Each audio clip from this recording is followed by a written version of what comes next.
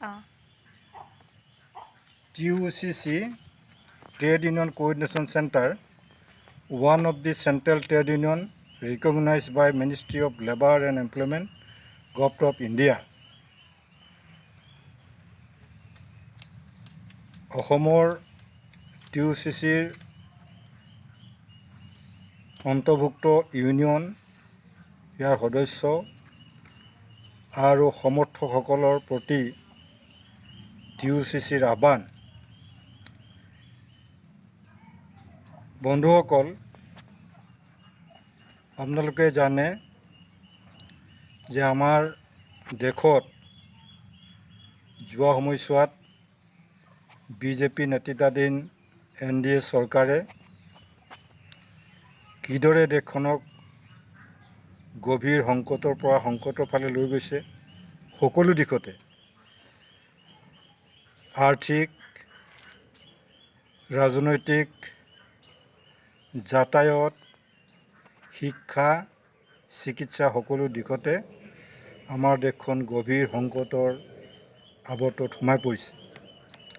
শেহতীয়াকৈ কৰোনা বা COVID-19 ইয়াৰ ভয়াৱহতা, এই অতিমাৰী বেমাৰৰ ভয়াৱহতাই আমাৰ দেশখনৰ সমস্ত সমাজ জীৱন বিপৰ্যস্ত কৰি তুলিছে আৰু ইয়াৰ আছিলালৈ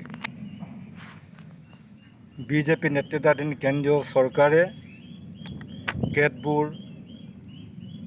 দেশদ্ৰোহী, অগণতান্ত্ৰিক, অসামাজিক কাম কাজত লিপ্ত হৈ পৰিছে। যিহেতু COVID-19ৰ কাৰণে লকডাউন চলি আছে, যোৱা 4 মাহ ধৰি সৰ্বসাধাৰণ মানুহ ক'ৰ পৰা ক'লৈকো যাব নোৱাৰে, ওলাব নোৱাৰে, কোনো মুভমেণ্ট কৰিব নোৱাৰে, কোনো সভা সমিতি কৰিব নোৱাৰে। ইয়াৰ সুযোগতে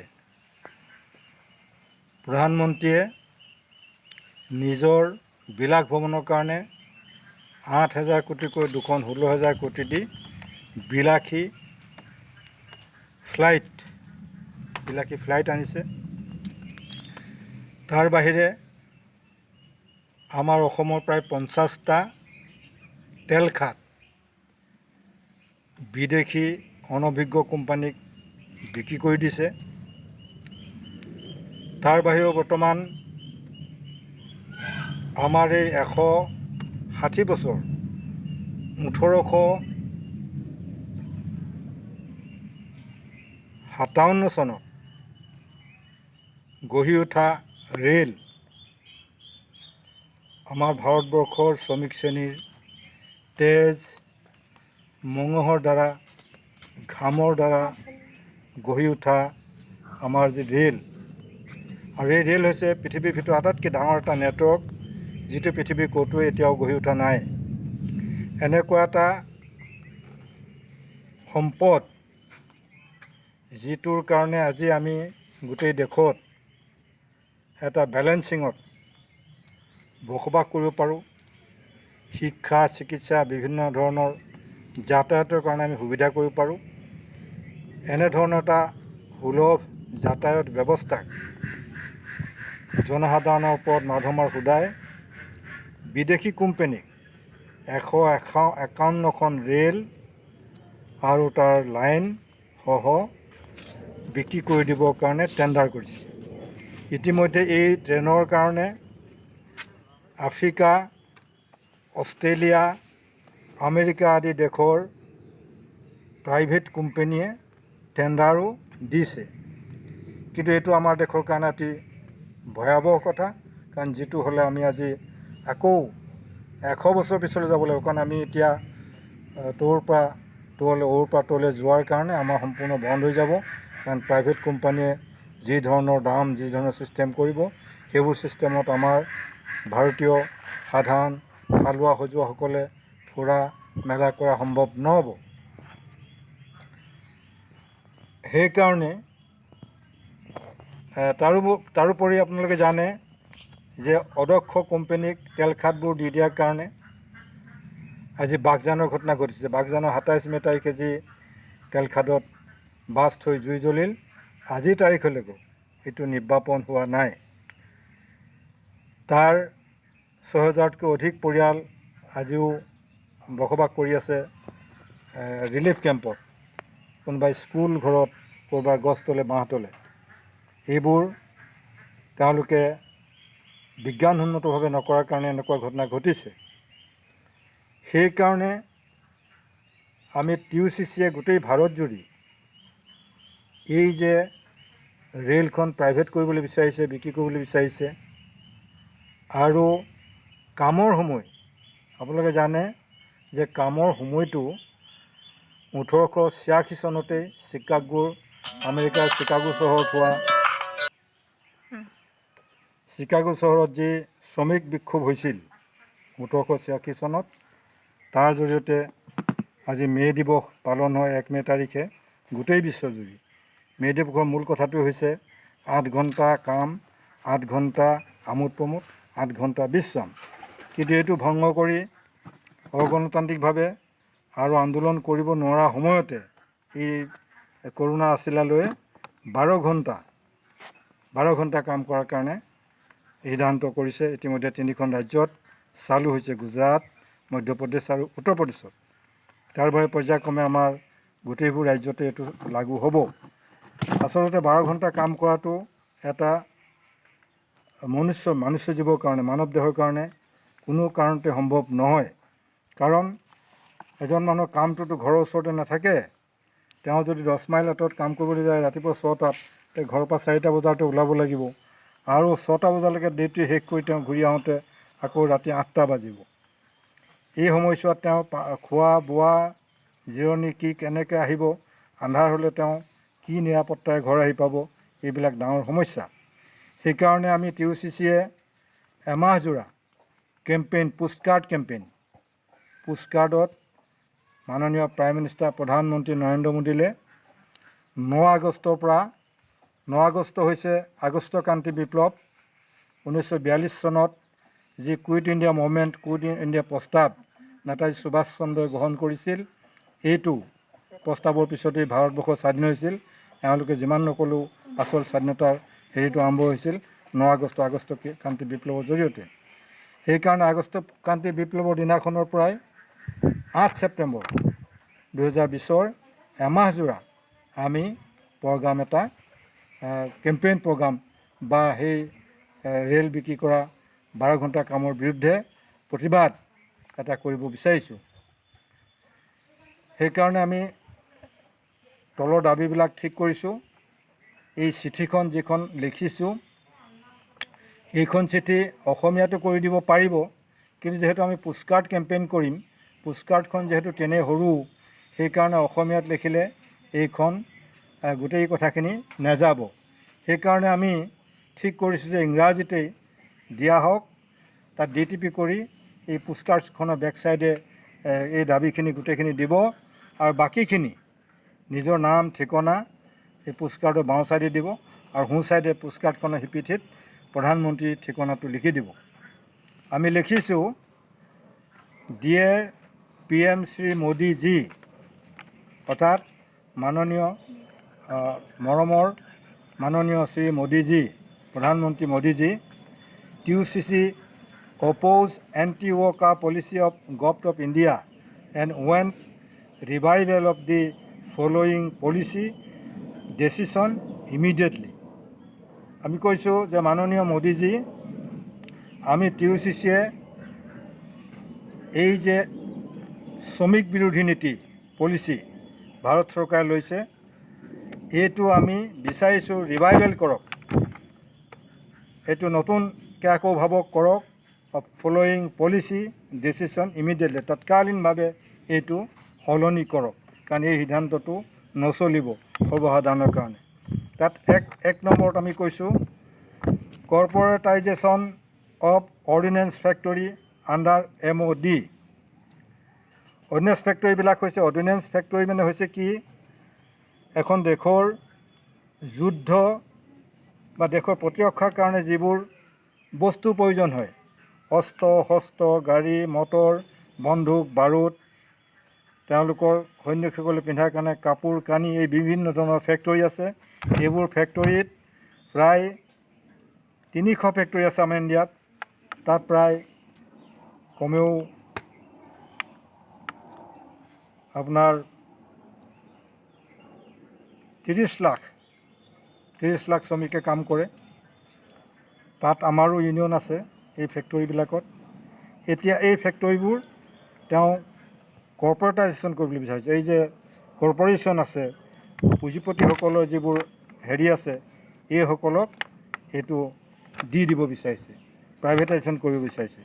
এইটো যদি কৰে তেতিয়াহ'লে সৈনিকসকলৰ এই কাম কাজবোৰো গোটেই ব্যক্তিগত খণ্ডত গুচি যাব, আৰু যাৰ ফলত সৈনিকসকলে আপোনাৰ হয়তো পিছত ড্ৰেছ পাতি নিজেই কিনি ল'বলগীয়া হ'ব পাৰে, বন্দুক বাৰুতো হয়তো কিনি ল'বলগীয়া হ'ব পাৰে।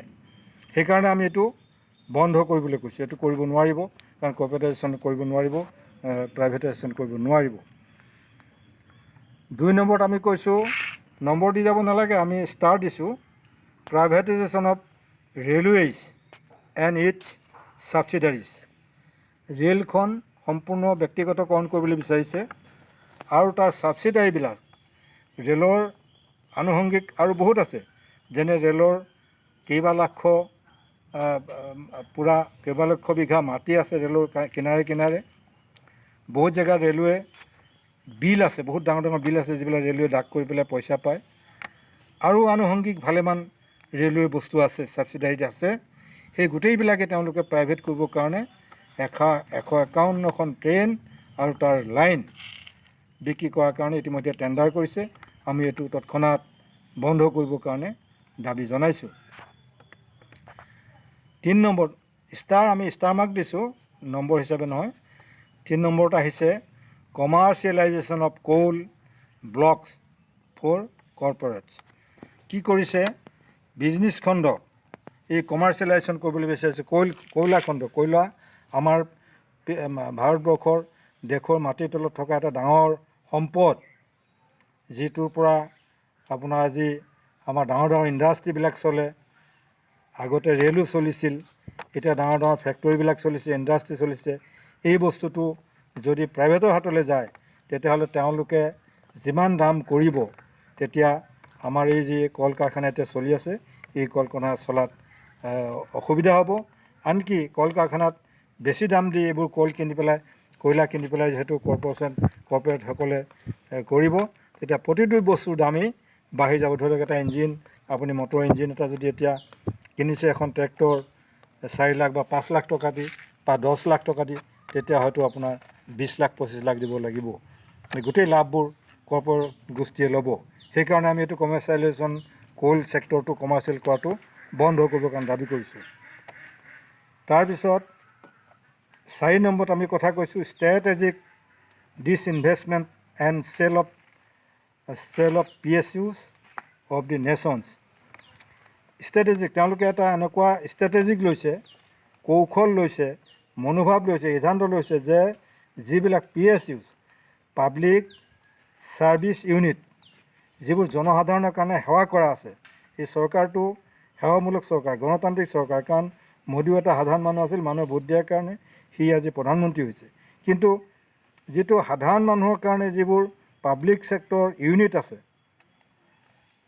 ৰাজহুৱা খণ্ডত যিবিলাকে ৰাইজৰ সেৱা কৰি আছে, কৰি থাকিব লাগে, এই বস্তুবোৰ তেওঁলোকে এনেকুৱা ষ্ট্ৰেটেজিক পইণ্ট লৈছে যাতে এইবিলাকো ইনভেষ্টমেণ্ট কৰিব। অৰ্থাৎ তেওঁলোকে তাত পইচা আৰু খৰচ নকৰে, আৰু সেইটো লাহে লাহে ই মৰি যাব। যেনেকৈ আমাৰ এই যে জাগিৰোডত দেখিছে, নগাঁও কাগজ কল হিন্দুস্তান পেপাৰ কোম্পেনীয়ে বনাইছিলে, যিটো সময়ত কাগজৰ কম মূল্যতে আমাৰ ল'ৰা ছোৱালীয়ে কিনি কিতাপ পঢ়িছিল।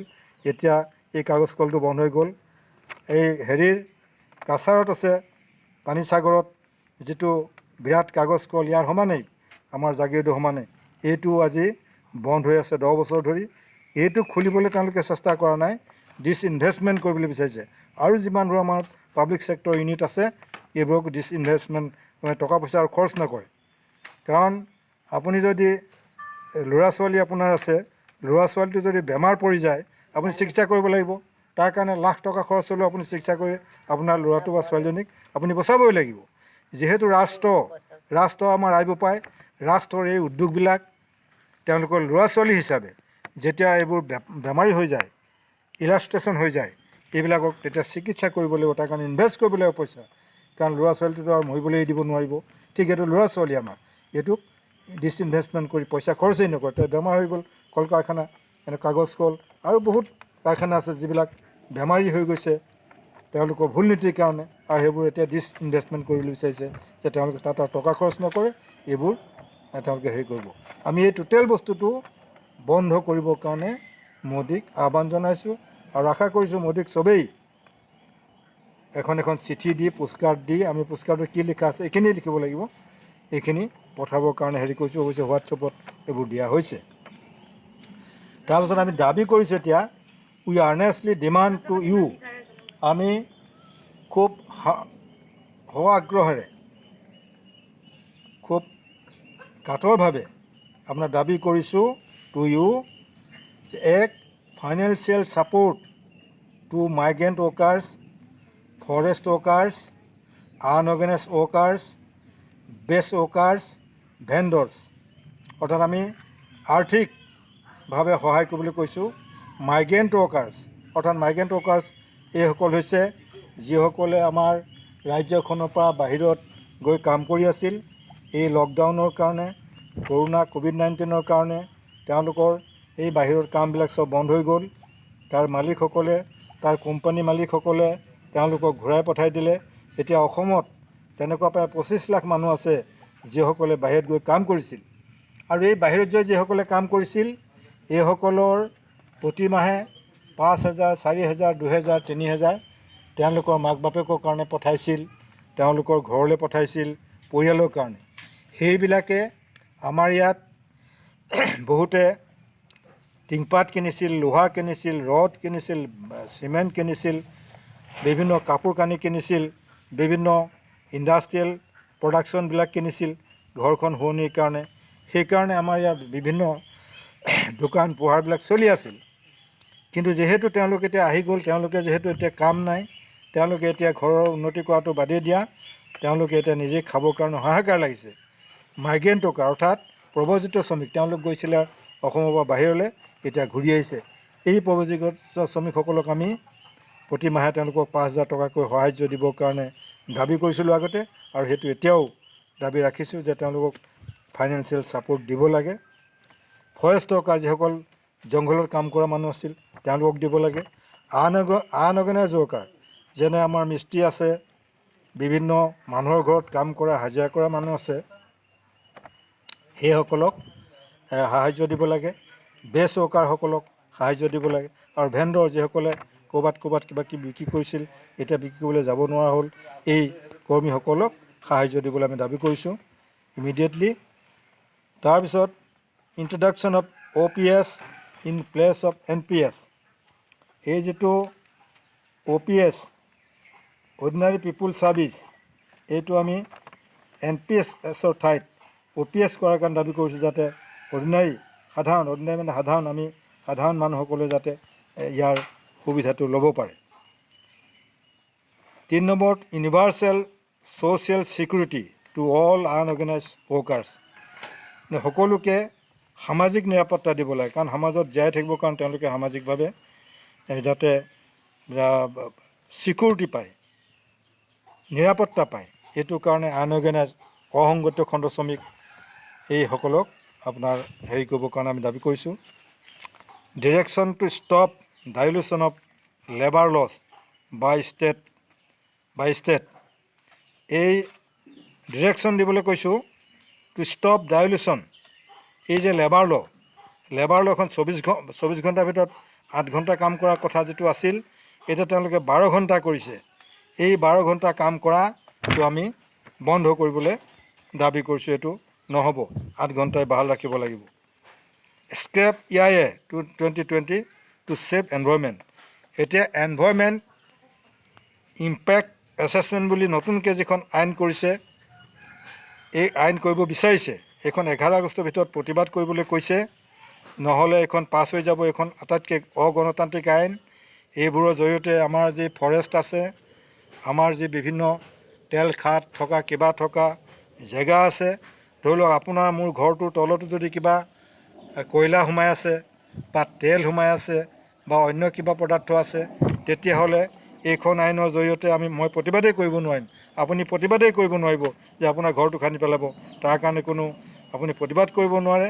তাৰ কাৰণে আনকি ইভেন আপুনি কম্পেনচেশ্যন দাবী কৰিব নোৱাৰে যে মোৰ ঘৰটো ভাঙি পেলালে, মোৰ 10 লাখ টকা দি বনোৱা ঘৰ আছিলে, মাটিৰ মূল্য আছিলে 20 লাখ টকা, কিন্তু এইটো মোৰ দিব লাগিছিলে, এইটো আপুনি দাবীয়ে কৰিব নোৱাৰিব।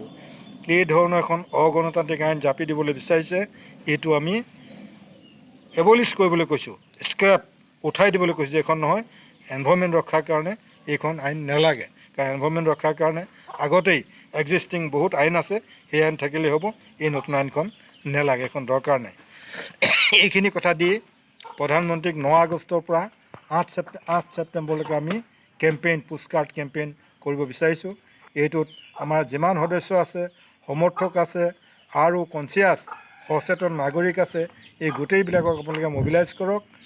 আৰু 8-9 ছেপ্টেম্বৰ তাৰিখে যদিওবা দেওবাৰ, তথাপি এটা জেগাত 15জন 20জন ছ'চিয়েল ডিষ্টেঞ্চিং মানি লৈ মাস্ক পিন্ধি 20জন-25জন মানুহ গোট খাই এটা ফটো কৰিব পোষ্টকাৰ্ডখন হাতত লৈ, আৰু পিছদিনাখন ডাকঘৰত গৈ ডাকঘৰ যিটো পোষ্টকাৰ্ড পেলোৱা যিটো পোষ্ট বক্স আছে, লেটাৰ বক্স আছে, লেটাৰ বক্সত এই চিঠিবোৰ সুমুৱাই দিব আৰু তাত এটা ফটো কৰিব। ফটো কৰি TUCC ইণ্ডিয়াৰ মোবাইলত বা আমাৰ ইয়ালৈ, আমাৰ TUCC ষ্টেটৰ যি হেৰি আছে তালৈ পঠাই দিব। নামবোৰ ক'ব, সকলোৱে নাম চহী ভালকৈ দিব, পাৰিলে আধাৰ নম্বৰ দি দিব, ভোটাৰ ID নম্বৰ দি দিব, নাম ঠিকনা ভালকৈ দি মোদীলৈ আমি চিঠি দিব লাগে।